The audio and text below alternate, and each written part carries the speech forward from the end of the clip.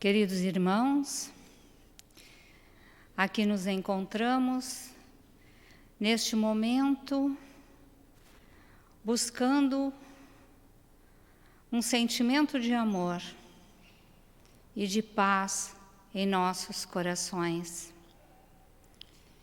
Iniciaremos o nosso trabalho agradecendo a bondade de Deus, erguendo os nossos pensamentos aos céus, num momento tão grave da humanidade, buscando a sintonia indispensável do amor.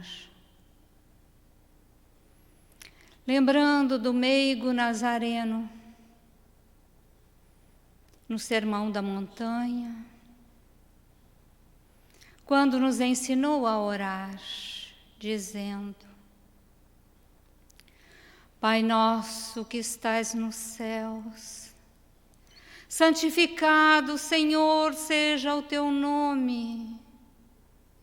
Venha a nós o teu reino, e seja feita, Pai, a tua vontade, assim na terra como no céu.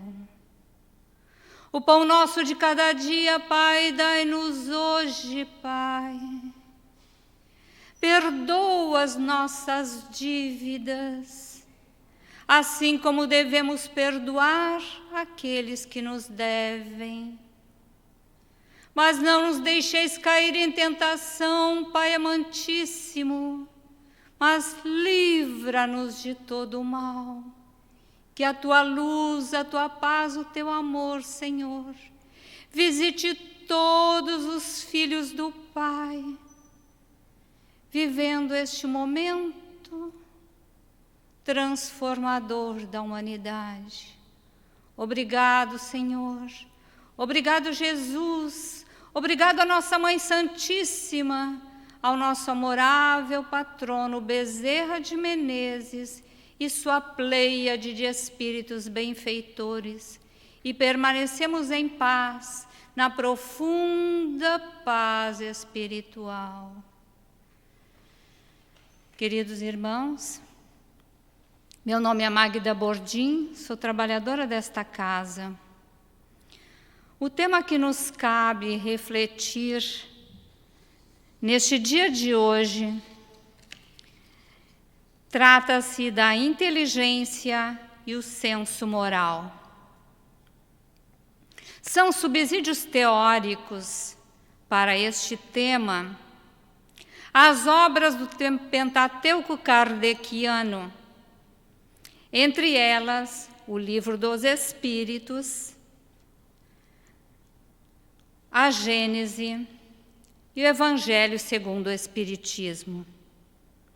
Todas as obras, Allan Kardec trouxe para instruirmos-nos e criar as bases fundamentais da doutrina dos Espíritos, o Consolador prometido por Jesus, que chega no tempo previsto para abrir o véu do entendimento de questões que no tempo em que ele aqui esteve entre nós, ainda não era possível abrir todo o véu que encobria determinadas questões, pela nossa evolução intelecto-moral daqueles tempos, ainda não assabancava todos os recursos necessários à verdadeira apreensão do sentido e o aproveitamento daquelas informações. Além dessas obras fundamentais, nós temos também obras de Joana de Ângeles, o Espírito Joana de Ângeles, psicografadas por Divaldo Pereira Franco, quais sejam o encontro com a paz e a saúde e o ser consciente. Iniciamos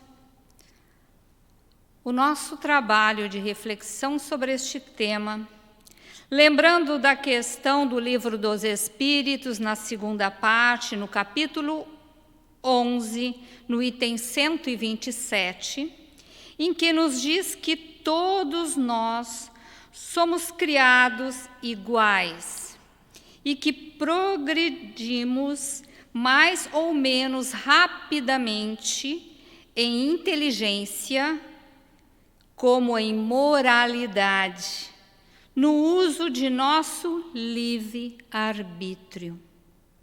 As duas condições, pois, para a nossa caminhada evolutiva é o uso da nossa inteligência e da nossa moralidade desenvolvida através desta inteligência.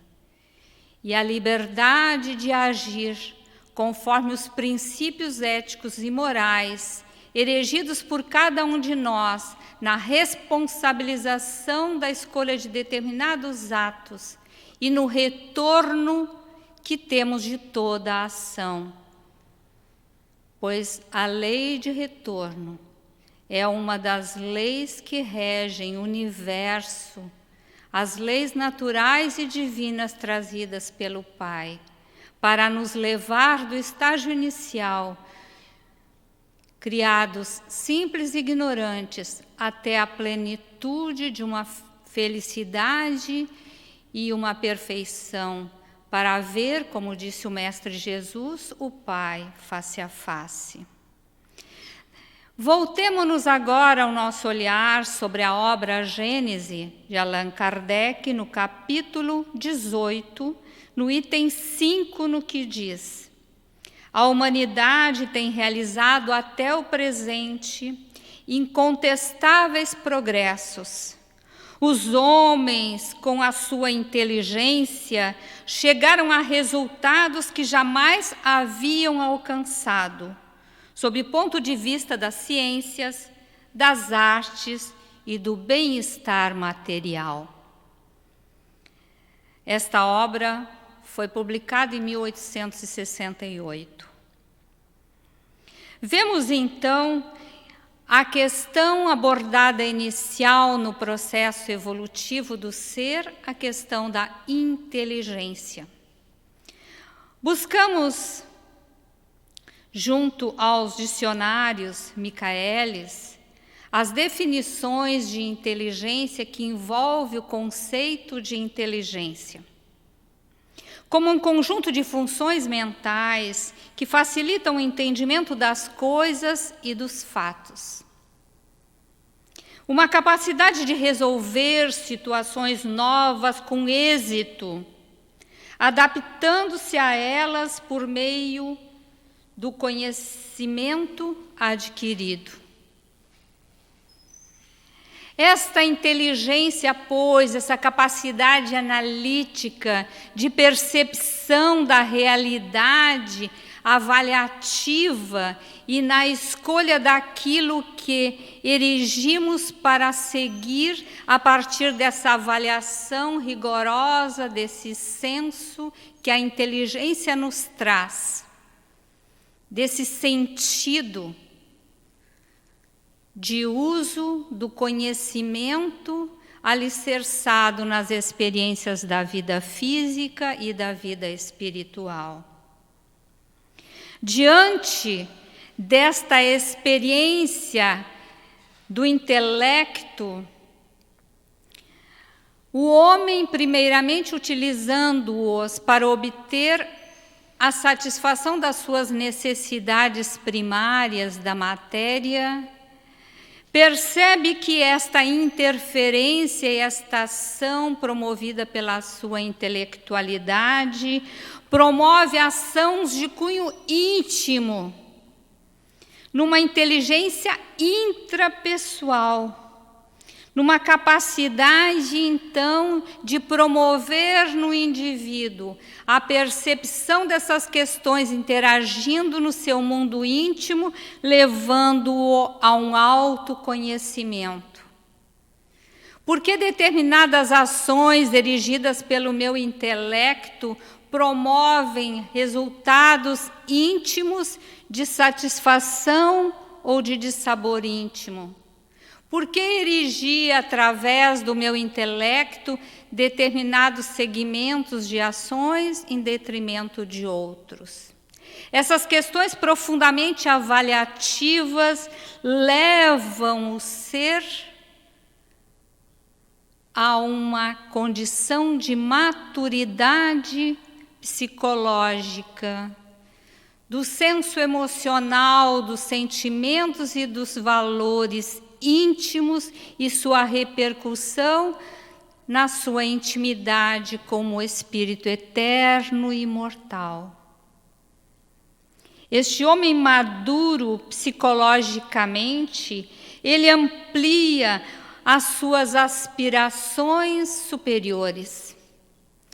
Ele amplia a sua noção de bem e de mal, em função dos resultados que as suas ações trazem em seu mundo íntimo. Ele percebe que há questões erigidas por ele que trazem uma plena satisfação no seu mundo íntimo e outras repercutem de maneira desastrosa e enfermiça.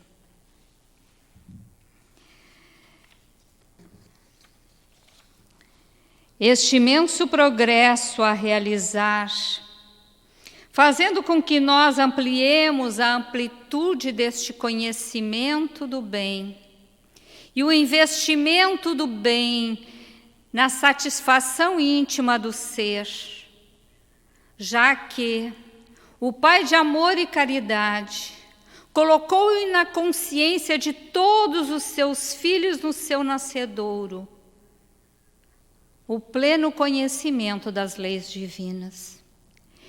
Então, no momento em que interagimos com o nosso mundo íntimo, amadurecendo as nossas questões psíquicas e emocionais na percepção dos resultados das nossas ações, nós ampliamos o contato com essas leis divinas. E as leis divinas, como têm por objetivo nos levar à plenitude da felicidade, do progresso moral e da perfeição, elas nos concitam e nos chamam para canalizar as nossas ações em princípios de caridade, de fraternidade, de solidariedade, que asseguram um bem-estar íntimo e moral. O indivíduo passa, então, na sua ação, a agir como gostaria que agissem com ele. Ele passa a ter uma medida de valor que repercute na ação dele no mundo, interagindo de maneira responsável e consciente ante as escolhas que realiza. Ele tem por medida, assim, saber o que é melhor para o outro, pois o outro, assim como ele, tem a mesma natureza. E se lhe traz de sabor, certamente será um agravo se agir desta maneira equivocada com seu irmão. Porque a lei do retorno é uma lei da qual todos nós estamos sujeitos, subordinados, para que possamos ter consciência plena do caminho reto a seguir. É preciso haver o retorno para que nós saibamos se as escolhas foram fiéis a esse roteiro divino ou se afastaram dele. E quanto maior o sentimento de dor, apreensão e desconforto íntimo, é o sinalizador de que mais nos afastamos deste roteiro iluminativo do amor. Através da nossa ação, através da inteligência, da elaboração e análise de tudo que fazemos e erigimos no fórum íntimo, na intimidade do nosso ser, se constitui um cabedal de valores que vão se inscrevendo através das nossas escolhas no mundo íntimo e na nossa ação no mundo. Esse conjunto de valores, então, individuais, mas que se tornam coletivos pela influência que cada um exerce sobre o outro na relação que estabelecemos com o mundo e com a vida. Assim como o Mestre Jesus trouxe um cabedal de conhecimentos e valores morais e éticos, de uma universalidade que permanecerá sempre vigente e atual, independente do momento evolutivo em que nós nos encontrarmos, esses valores contagiam o mundo das formas físicas e da plenitude e a eternidade espiritual.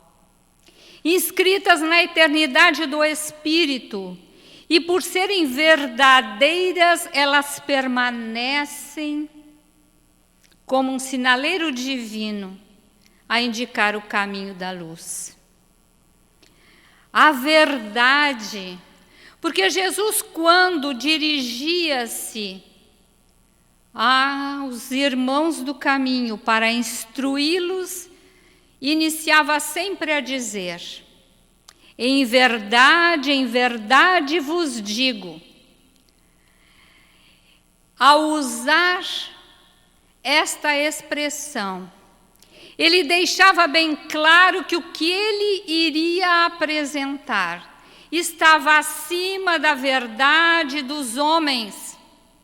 Em verdade vos digo, acima da vossa verdade transitória, de almas que ainda não têm a plenitude do conhecimento, do saber e da evolução, para erigir pensamentos e construir valores morais e éticos que sejam verdadeiramente fiéis ao roteiro divino da evolução. E tanto levamos estas questões de vivência apregoadas como verdades, que são apenas realidades de um momento evolutivo, chega um momento de saturação da humanidade de valores e preceitos equivocados. E a humanidade começa em determinado momento a adoecer, a padecer de processos de enfermidade de toda ordem. Sejam as questões econômicas, sejam as questões materiais necessárias à existência na vida física como encarnados, essa estrutura toda começa a dar sinais de corrupção, de colapso, de não atender mais às necessidades daqueles a que se destinam espíritos eternos e imortais vivendo temporariamente na carne. Porque os recursos materiais que deveriam ser destinados ao verdadeiro bem-estar íntimo dos seus cidadãos, cuidando da sua saúde física, mental e emocional, é desviada para as situações totalmente dispensáveis para erigir o homem em um caminho seguro na sua evolução. Gastos dispendiosos em questões e valores que são apenas entretenimentos que não levam a erigir valores verdadeiros. A ciência fica em segundo plano, as questões educativas, a saúde, a ciência e as artes no sentido de promover o belo ao homem, para encantar o seu espírito, tornar mais leve, mais doce os seus dias, fica relegado a um segundo plano. Este senso moral, este senso de ser sensato, de ter sensatez nas suas escolhas, sensatez nas suas ações, fica esquecido. O senso moral, pois, que busca a sensatez na escolha desses valores que devem permear o espaço íntimo e social e humano, está totalmente desconectado de sua verdadeira razão de existir. Um senso crítico, analítico, responsável, uma faculdade de julgar com imparcialidade, com sensatez e discernimento, fica relegado a um segundo plano. O bom senso, que é uma faculdade de julgar alguém ou alguma coisa de maneira equilibrada, também enfraquece-se na sociedade atual. Há um desvio, portanto, da finalidade do porquê estamos na carne. Quais os caminhos que devem seguir a humanidade? Quais princípios e valores devem alicerçar este caminho? Há, portanto, um colapso das estruturas sociais e de valores morais e espirituais superiores. Perdemos o rumo como sociedade. Falamos num sentido mais amplo. Evidentemente que o bem tem o seu espaço glorioso na sociedade dos homens, e dela temos exemplos grandiosos de manifestação de amor. Mas falamos daquilo que é enfermiço na sociedade, que, embora podendo ser de uma minoria, causa danos significativos à grande parcela da sociedade humana. E temos na Gênese esta obra que foi publicada em 1868, que chegaríamos um período na sociedade humana marcada por fases principais, onde nós teríamos que ser responsabilizados pelas nossas escolhas e ações. O momento em que chega o clímax da possibilidade de, ante a evolução moral do planeta, de suportar leis tão corrompidas e tão adversas das leis divinas, eternas e imutáveis de Deus. E há, então, necessidade de envolver nesse processo renovador toda a humanidade. E na questão 740 do Livro dos Espíritos, de Allan Kardec, na terceira parte, no capítulo 6, na lei de destruição, nós encontramos que os flagelos são provas que dão ao homem ocasião de exercitar a sua inteligência, de demonstrar sua paciência e resignação ante a vontade de Deus, e que lhe oferecem ensejo de manifestar seus sentimentos de abnegação e desinteresse e de amor ao próximo, se ele não está mais dominado pelo egoísmo. Estamos, pois, vivendo um momento de flagelo diante desta pandemia que nos provoca um estado de paralisia, de repensar, de reavaliar os rumos como humanidade. de reavaliar o nosso mundo íntimo, os valores alicerçados como humanidade, como indivíduos. Somos chamados a ser mais solidários com o outro. Aquela ideia de que o que importa é apenas o que me faz feliz e é um grupo restrito, despreocupados com o outro, que jaz no caminho sofrimento e dor.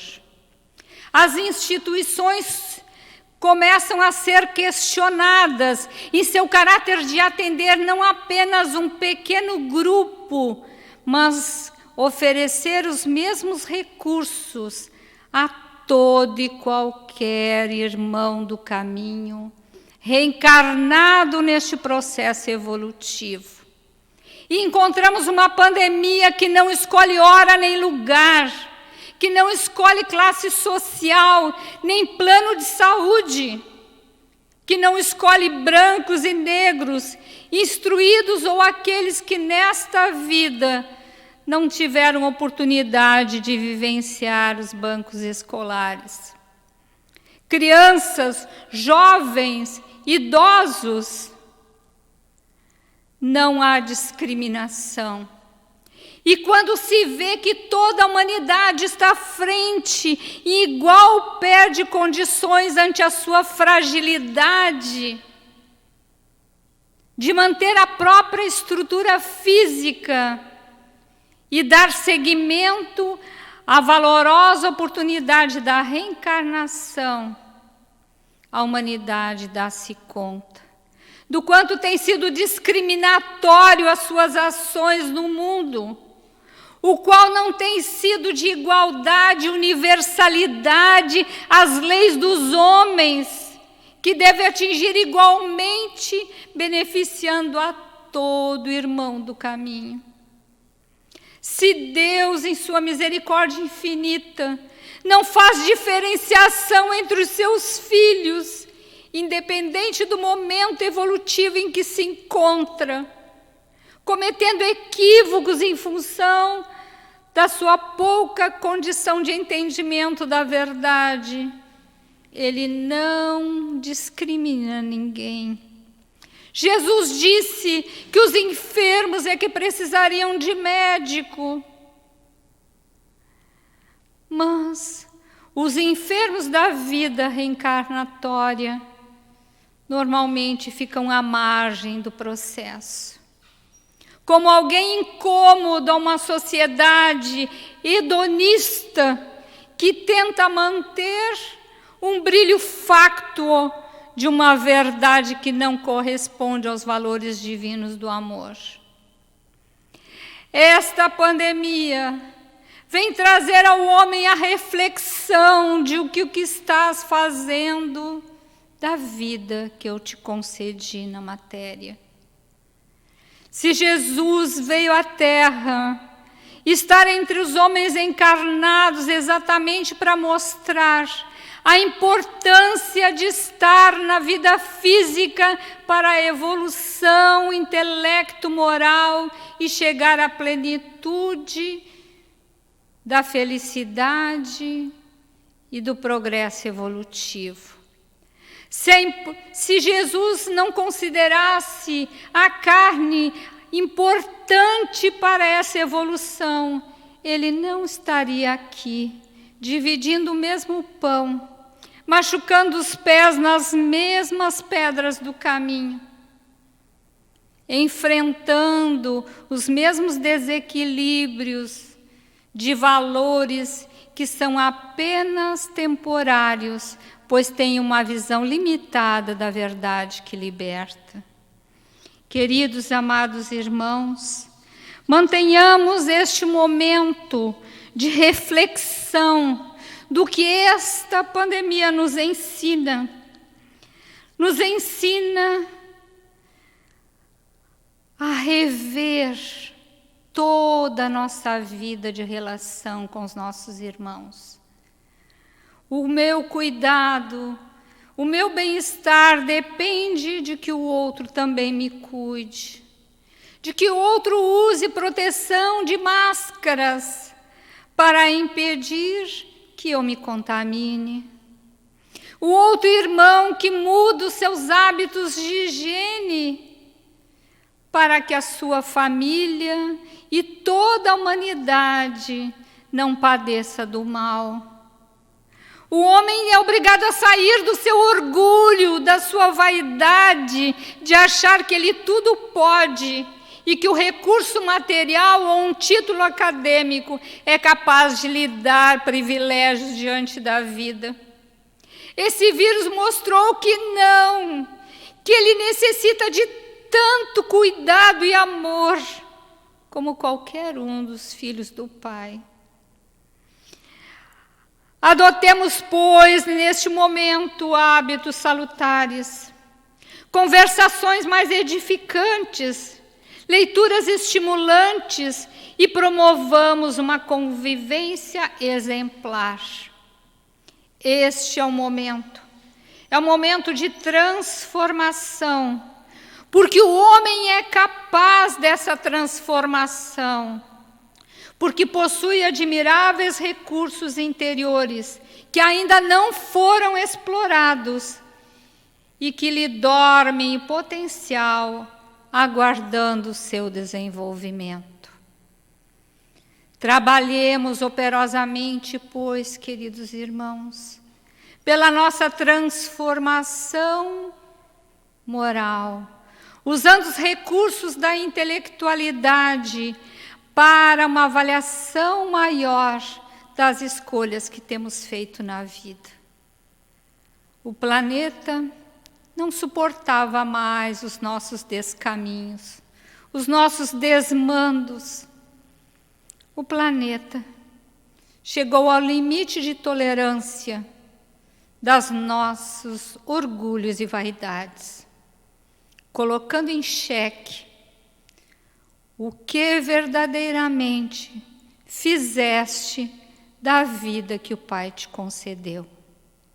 E assim, queridos amigos, sentindo a bondade e a presença de Deus sobre a terra, em que os viajores do espaço infinito do amor visitam cada lar neste pequenino planeta azul, incentivando o homem à necessária reforma íntima e moral, promovendo o incentivo e a força do homem para vencer-se a si mesmo, para vencer o egoísmo e o orgulho, que tem sido a chaga moral muito mais danosa do que a pandemia que ameaça devastar os recursos físicos e a saúde mental e emocional, nos testando e nos pedindo sensatez. Ergue-te, homem, levanta-te e anda, o caminho do Pai se ergue diante de vós, como uma tarefa luminosa de redenção. Obrigado, Pai. Obrigado, Jesus. Obrigado aos benfeitores amigos que nos assistem e acolhem em todos os momentos. Não estamos desamparados. O Pai jamais desampara os seus amados filhos e envia-nos o mensageiro do amor, o Mestre Jesus, governador desse pequenino planeta, a guiar as ovelhas perdidas para voltar ao seu aprisco. Obrigado, Senhor, obrigado, Jesus, e permaneçamos em paz, na profunda paz espiritual.